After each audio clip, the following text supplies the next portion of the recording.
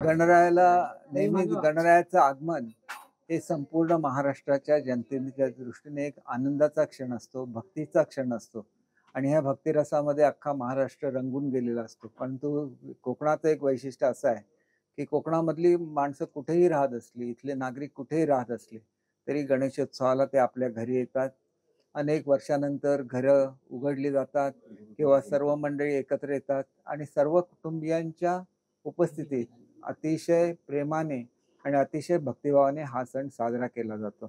ही जी कोकणाची एकी आहे ही अशीच कायम राहून दे, सुखसमृद्धी संपूर्ण महाराष्ट्रामध्ये येऊन दे अशी ईश्वरचरणी प्रार्थना केलेली आहे.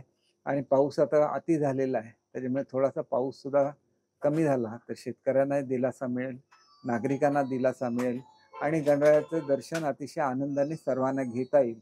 तर त्या दृष्टीने महाराष्ट्रामधली परिस्थिती सुद्धा आपण बघताय की शांतता नांदण्याची खूप गरज आहे आणि ती सुद्धा नांदून दे, सुख भरभराट प्रत्येकाच्या घरोघरी येऊन दे अशी मी ईश्वरचरणी प्रार्थना केली. आणि मनोज जरांगे यांनी यांच्या आंदोलनाला कोर्टाने नकार दिला. मात्र मनोज जरांगे म्हणतात की कोणी आडवा आलं तरी आंदोलन होणार, मुंबईकडे जाणार. एक गोष्ट अशी आहे की त्यांच्या मागणीला कोणाचा विरोध नाही, त्यांच्याशी बोलणी चालू आहेत. अशा परिस्थितीमध्ये कोर्टाने जे निर्देश दिले आहेत त्याचं पालन मनोज दादांनी करावं अशी माझी त्यांना नम्र विनंती आहे.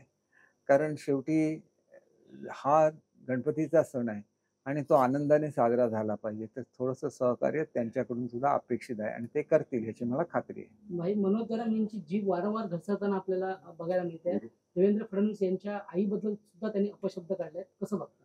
नाही, हे खरं तर चुकीचं आहे. त्याच्याबद्दल त्यांनी माफी सुद्धा मागितलेली आहे आणि त्याच्यावर फडणवीस साहेबांनी त्याचं उत्तर सुद्धा दिलेलं आहे आणि त्याच्यामुळे हा विषय आता संपला पाहिजे असं मला स्वतःला वाटतं. झालेला प्रकार अत्यंत दुर्दैवी होता आणि असा प्रकार महाराष्ट्रामध्ये घडता कामा नये अशी सर्वांचीच अपेक्षा आहे.